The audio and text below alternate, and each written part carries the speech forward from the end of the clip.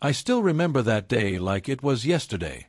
Matt Perkins, the private investigator I'd hired, handed me a thick envelope filled with photos, reports, and a DVD.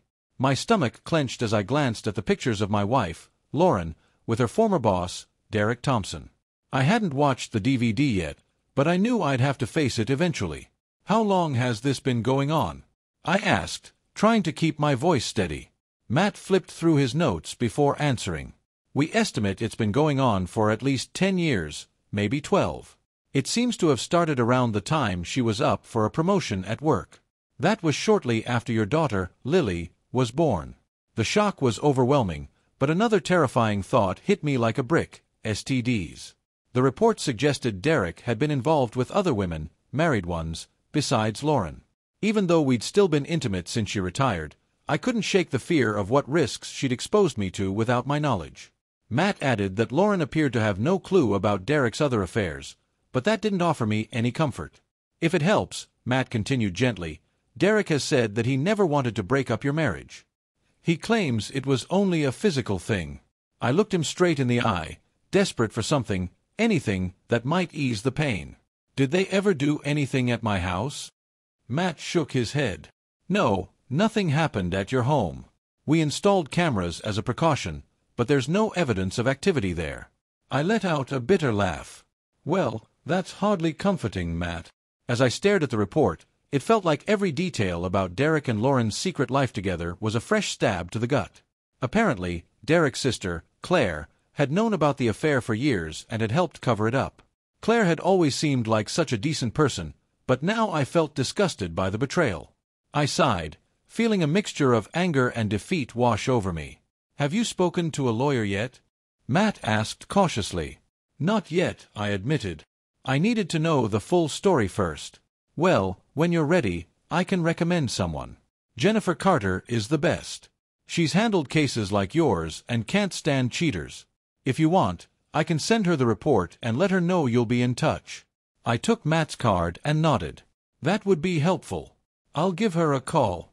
Before I left, Matt gave me one last piece of advice. "Don't do anything rash, Nick. This isn't just some story on the internet, it's your life. You've got kids to think about." "I hear you," I said, though my heart was pounding with rage. After paying him, I sat in my car for a while, staring blankly through the windshield. My whole marriage, everything I thought we had, was a lie. For a good 15 minutes, I just sat there, tears running down my face. When I finally managed to pull myself together, I drove home, stopping along the way to pick up a pack of cigarettes, a habit I hadn't touched since college. I figured if my life was crumbling, why not pick up one bad habit from the past? After that, I stopped by a local bar to try and clear my head. "You doing all right, man?" the bartender asked as he placed my beer on the counter. "Is it that obvious?" I muttered, my voice thick with sarcasm. He offered a small smile. "Unfortunately, yeah. You look like a guy who just found out his wife's been cheating." I let out a short laugh, though there was no humor in it. 12 years. Can you believe that?" He shook his head.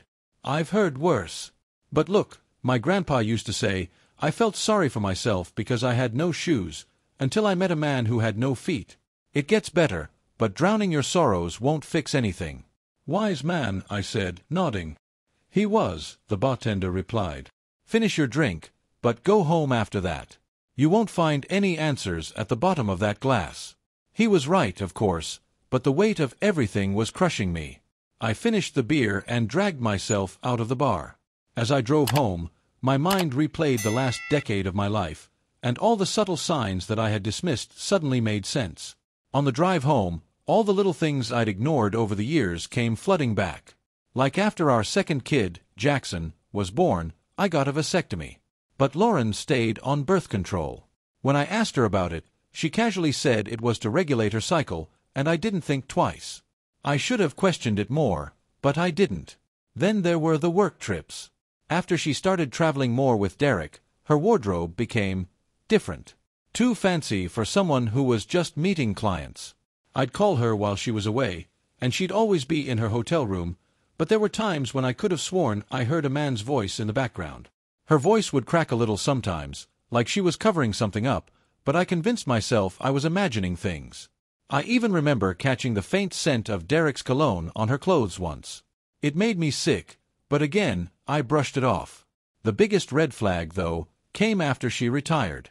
She said her company still needed her expertise one afternoon a week. At first, I didn't question it, but then that one afternoon turned into 2, then 3. Eventually, she was taking weekend trips again. All this after she supposedly stepped away from the business. Now I know the truth. Those expertise sessions were just excuses to keep seeing Derek. Yet through all of this, Lauren never changed how she treated me. She was still affectionate, still caring, like nothing had happened. I even took on more responsibility with the kids because of her busy work schedule. When it became too much for me to juggle on my own, that's when I hired Matt to investigate. That's when I finally learned the truth. 12 years. How do you even begin to process that? It wasn't a one-time mistake. It wasn't some drunken slip-up she could explain away. It was a deliberate, conscious choice she made over and over again. There were consequences to that. When I pulled into the driveway, her car was there, which surprised me. I didn't expect her home this early. I parked, walked inside, and was immediately hit by the smell of her perfume. "You've been smoking," she said, wrinkling her nose as soon as I walked through the door. "And drinking." "Yeah, I had a rough day," I replied, my voice flat. "What happened?" she asked, her voice dripping with concern. For a second, I almost believed she was genuinely worried. "Nothing worth talking about," I said, heading toward my office. "I'm gonna be in here for the night. I'm not really feeling like company." Lauren paused for a second, then followed me down the hallway. "Are you sure I can't help? Whatever it is, we can work through it together." I bit my tongue, holding back the urge to tell her exactly what she could help with. Undoing 12 years of betrayal, for starters. "No," I said sharply. "I don't think you can help with this one." There was a silence between us for a moment. Then she added casually, "By the way, I'll be out of town this weekend. I'm leaving on Friday." It was only Tuesday, and she was already planning another trip with Derek. The audacity of it all burned through me. "Didn't you just get back from one of your trips?" I asked, barely containing my sarcasm. She shrugged. "Yeah, but something came up. Business, "Right, business," I muttered under my breath. "What about Lily's birthday party? It's this weekend, right?" Lauren's expression barely changed. "I know, but I can't avoid this trip. Could you explain to her why I won't be there?" That was it. That was the final straw. "No, I'm not going to explain it to her," I snapped, finally letting some of my anger slip through. "You missed Jackson's birthday last year. You missed our anniversary. You explained to our daughter why you'd rather be with Derek than celebrate her birthday here." "You're being unreasonable, Nick," she shot back, her voice going cold. "You know how much work demands of me." "No, Lauren," I said, feeling the heat rise in my chest. "You retired months ago. You don't have to do this. So, why don't you tell me the real reason you're constantly gone? Is there something you'd like to admit?" For a moment, she looked rattled. I could see it in her eyes. She was debating whether to come clean. But she didn't. She just straightened up and said, "Are you accusing me of something? What would you think if the roles were reversed?" I asked, my voice dangerously low. She hesitated, then quietly said, "I see your point. But it's not what you think. It's just business." "Sure it is," I muttered.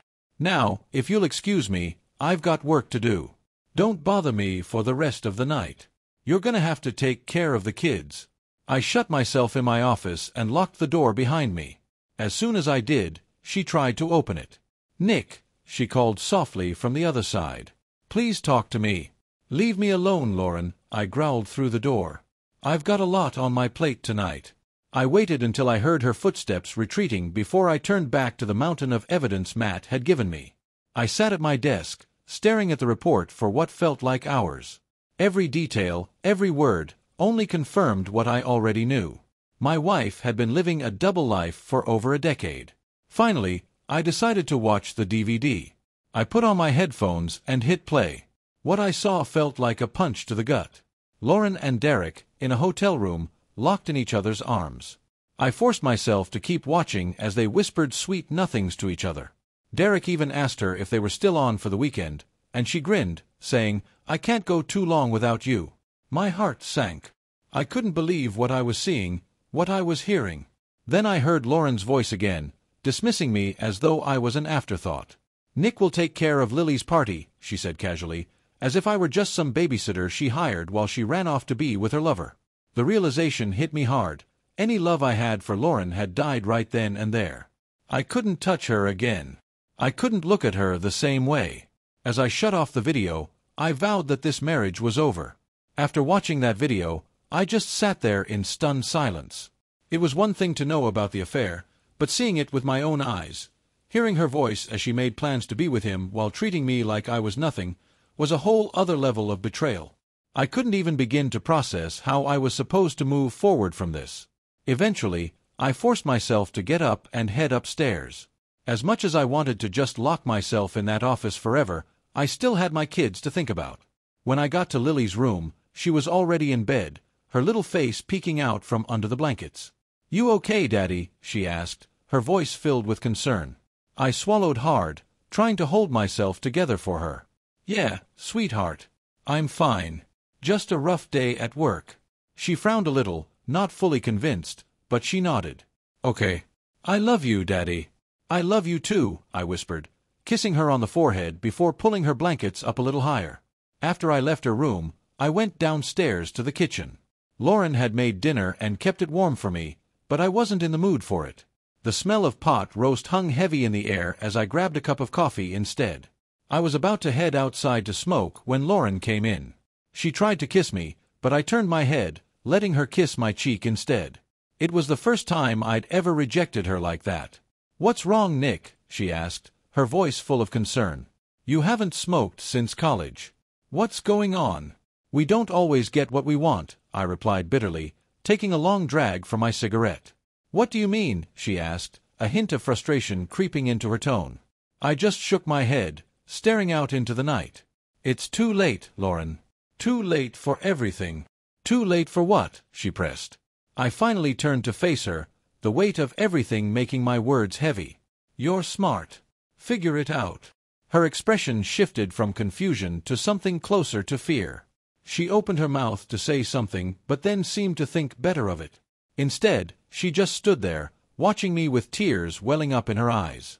"Maybe I can help," she offered softly, her voice trembling. "Sorry for being abrupt," I said, my tone softening just a little. "It's just, work is getting to me. Maybe in a couple of days, I'll feel better." It was a lie, but lying to a liar didn't feel wrong anymore. She nodded, blinking back tears. "Okay. I'll give you space. But if you need anything—" "I'm fine," I cut her off, taking another drag of my cigarette. She turned and went inside, leaving me alone in the dark. I smoked 2 more cigarettes before I finally went back inside myself. After a long hot shower to scrub away the smell of smoke, I climbed into bed. Lauren was already under the covers, and as soon as I lay down, she reached out to touch me. I pushed her hand away. It was the first time in our entire marriage that I'd ever rejected her touch like that. "Nick," she whispered, her voice breaking. "What's wrong? Why won't you talk to me?" I turned my back to her, closing my eyes. "Good night, Lauren," I muttered, my voice cold and distant. She didn't say anything after that.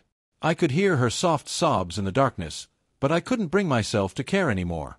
The woman lying next to me wasn't the woman I thought I'd married. She wasn't the woman I'd loved for all those years. She was a stranger. The next morning, I woke up early and got ready for work. I spent some time with the kids, making sure they were set for the day, and when Lauren came downstairs, she looked at me with a strange mixture of confusion and hurt. "Don't I get a kiss before you leave?" she asked, her voice small.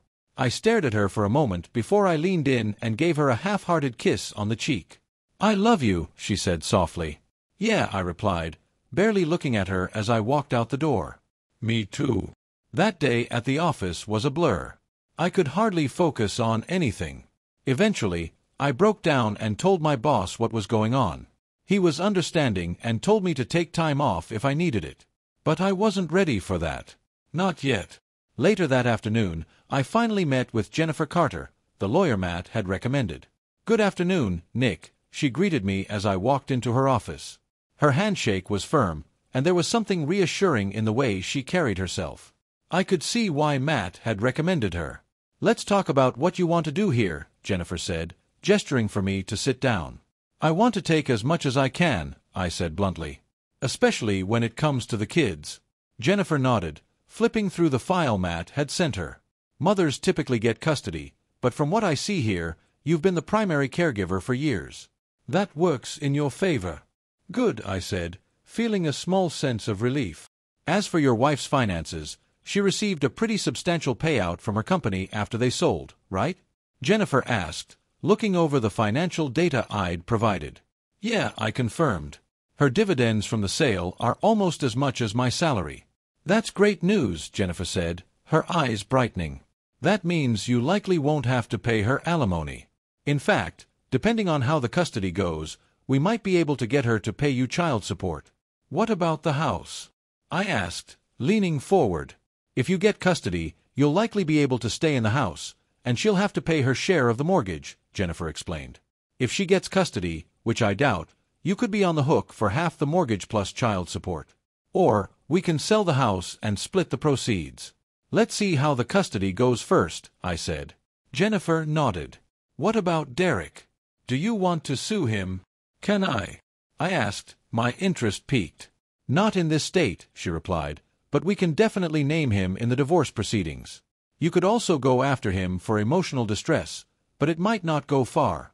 I considered it for a moment before shaking my head. "No, I'd rather focus on the divorce." "And his sister, Claire, she knew about the affair." Jennifer raised an eyebrow. "We can mention that in the filings, but it likely won't carry much weight unless we can prove she helped facilitate the affair." I sighed. "Let's just stick with the divorce for now." "Understood," Jennifer said, closing the file. "We can have everything ready by Friday. When do you want her served?" I thought about it for a moment, then smirked. "Serve her on Saturday afternoon. She'll be with Derek. Let's make it an afternoon she won't forget." Jennifer smiled. "It'll cost extra for a Saturday process server, but we can make that happen." "That's fine." "Do it," I said, feeling a small sense of control return to me. "All right, Nick," Jennifer said as we wrapped up the meeting. "Just remember, don't do anything impulsive. Let me handle it." After leaving her office, I felt a strange mix of emotions. There was still so much pain and anger inside me, but at least I had a plan now. When I got home, Lauren was already there, which was odd. Normally, she stayed late at the office on Wednesdays. The smell of pot roast greeted me again as I walked through the door. "You're home early," she said from the kitchen, glancing at me with a concerned look. "Everything okay?" "Yeah," I lied, trying to keep my voice steady. "Just managing." "That's good," she replied. "I made pot roast. Want some?" I hesitated, but then sat down at the table. "Sure." As she set the plate in front of me, I looked up at her and asked, "Did you go into the office today?" "Just for a few hours," she said, smiling. "I'm getting everything ready for this weekend." "Did you talk to Lily?" I asked, watching her closely. "Yeah," she said, trying to sound casual. "She's not thrilled I'll miss her birthday, but she'll come around." I clenched my jaw, trying to keep my cool. "You're still going on this trip with Derek?" "Yes, but I've told you already, it's just business," she said, her voice firm, as if repeating it enough times would make it true. "Right," I said sarcastically. "Just business." As I sat there, picking at the pot roast Lauren had made, the reality of everything hit me again. She was still lying to my face, pretending like this trip with Derek was just another business obligation. It was almost laughable how she thought I didn't see through her act. "How long are you going to keep pretending?" I finally asked, my voice low but firm. She blinked, caught off guard. "What are you talking about, Nick?" "I'm talking about you, Lauren," I said, leaning forward. "About how you supposedly retired months ago, but you've been working more than ever. You're gone all the time, and it's not just business. So, why don't you stop insulting my intelligence and just admit it?" Her face went pale, and for a moment, I thought she might finally come clean. But instead, she squared her shoulders and put on that same rehearsed expression she always used when she was cornered. "I don't know what you're getting at, but I told you, it's just work. I'm helping out the company, even though I'm retired. They still need me from time to time." I chuckled bitterly, shaking my head. Lauren, you've been traveling with Derek, spending more time with him than with your own family. You missed Jackson's birthday, our anniversary, and now Lily's birthday. You honestly expect me to believe this is just business? She was quiet for a moment, her eyes darting away from mine. I don't want to talk about this right now, she said softly. No, we're going to talk about it, I shot back, my anger bubbling to the surface. Because I'm done being treated like a fool. Is there something you'd like to tell me? She hesitated, her hands fidgeting with the edge of her apron. I could see the battle going on in her mind, the lies she was trying to hold on to versus the truth she was too scared to admit. After what felt like an eternity, she finally spoke. Are you accusing me of something? She asked, her voice defensive, but I could hear the tremble beneath it. What would you think if the roles were reversed? I asked, my voice cold. If I was the one constantly traveling with a woman, missing important family events, and then brushing it off as just work? What would you think, Lauren? She didn't answer right away. Instead, she looked down at her hands, and for the first time in a long time, I saw a flicker of guilt in her eyes. I don't know what you want me to say, she whispered. I want you to tell me the truth, I said, leaning forward. But you won't, will you? Because you're too far gone in this. You've been lying to me for 12 years, and you think you can keep this charade going. But I know, Lauren. I know everything. Her head snapped up, her eyes wide with fear. What are you talking about? I stood up, pushing my chair back. I hired a private investigator, I said flatly. I know about you and Derek. I know it's been going on for over a decade. So, if you've got any shred of decency left in you, you'll stop lying to my face. She stared at me, her mouth slightly open, but no words came out. For a few moments, there was nothing but silence between us. Then, her lips started to quiver, and tears welled up in her eyes. I'm sorry, she whispered, her voice breaking. I didn't mean for it to go this far. I never wanted to hurt you. Well, congratulations, I said bitterly. Because you did. You didn't just hurt me, you destroyed us. You destroyed this family. She stood there, shaking her head, tears streaming down her face. It wasn't supposed to be like this. It started as just something I did for work. I never meant for it to turn into an affair. But it did, I snapped. And you kept it going. For 12 years, Lauren.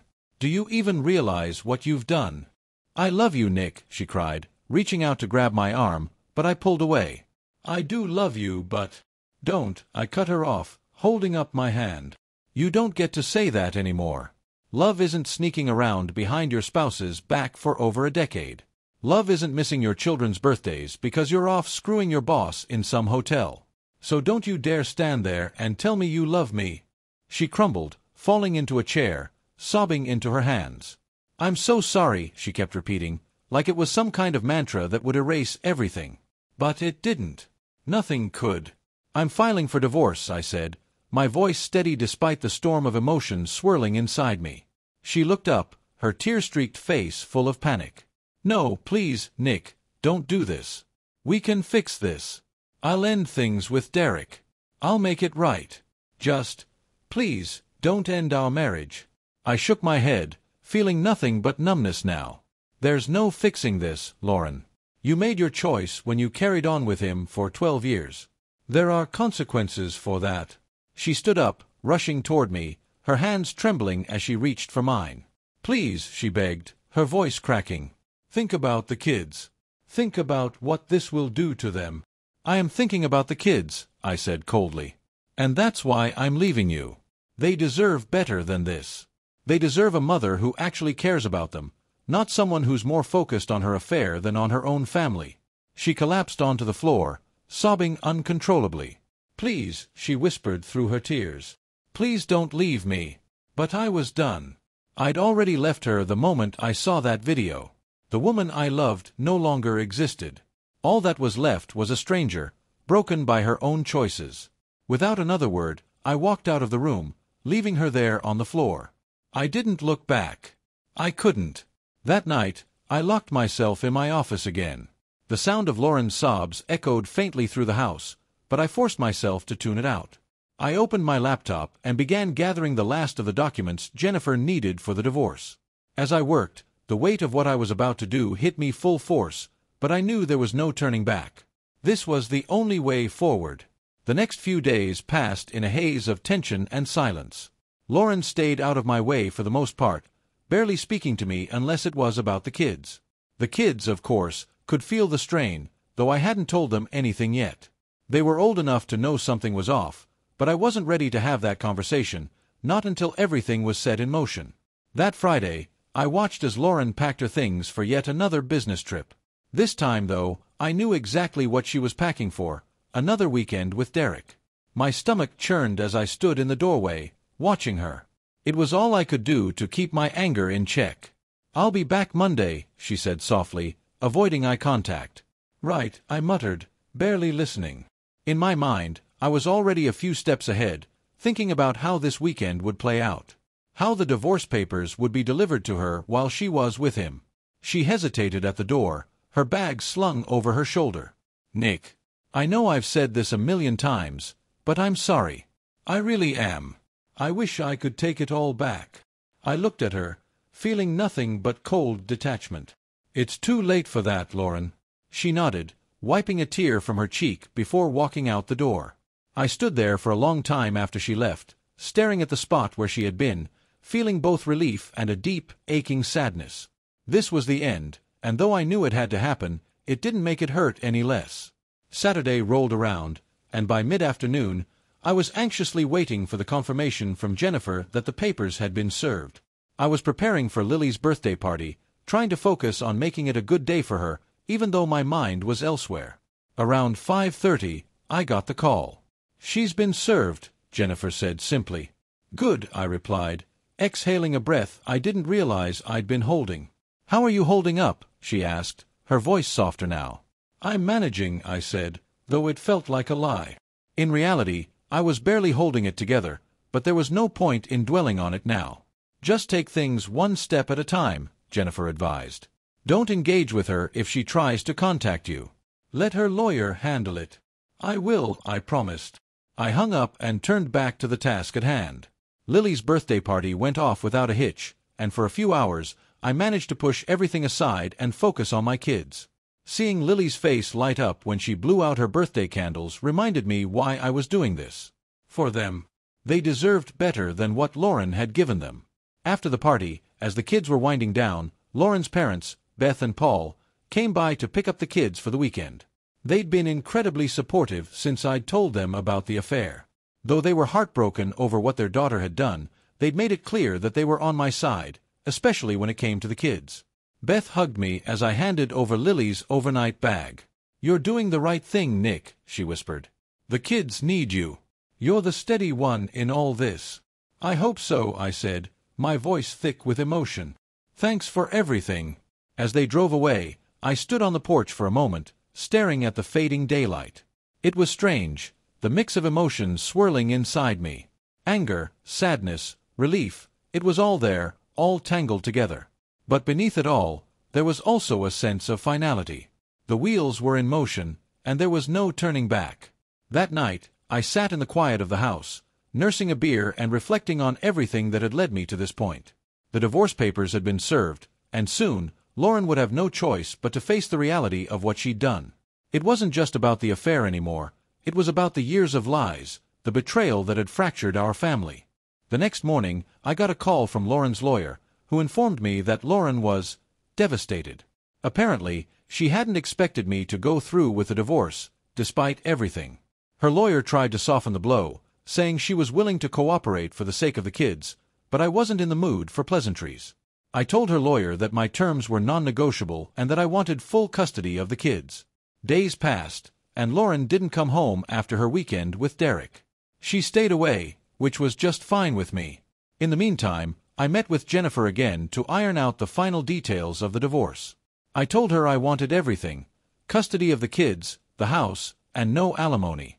After everything Lauren had put me through, I wasn't going to back down. "We'll push for full custody," Jennifer reassured me. "Given everything that's happened, and the fact that you've been the primary caregiver, I think we have a good shot. It's just a matter of how hard she wants to fight." "She won't," I said, shaking my head. "Not after everything. She'll know it's a losing battle." And I was right. Lauren didn't fight. In fact, she barely put up any resistance at all. It was like she had finally realized the depth of her mistakes and was willing to accept the consequences. The divorce went through without much drama, and within a few months, I had full custody of Lily and Jackson. The house was mine, and I didn't have to pay a cent of alimony. Lauren, meanwhile, had moved in with Derek. The kids, of course, were upset, but they were resilient. They had each other, and they had me. Over time, they began to adjust to the new normal. I did my best to be there for them, to give them the stability they needed. It wasn't easy, but it was worth it. As for Lauren, she tried to reach out a few times, mostly to see the kids, but I kept my distance. I didn't want to engage with her any more than necessary. Eventually, she stopped trying, and the kids didn't seem to mind. They were thriving, even without their mother in the picture. Life moved on. I focused on my work, my kids, and slowly, bit by bit, I began to rebuild. The pain of what Lauren had done still lingered, but it no longer defined me. I had my kids, I had my house, and most importantly, I had my dignity. I wasn't the man she had destroyed. I was the man who had risen from the ashes of what she had burned down.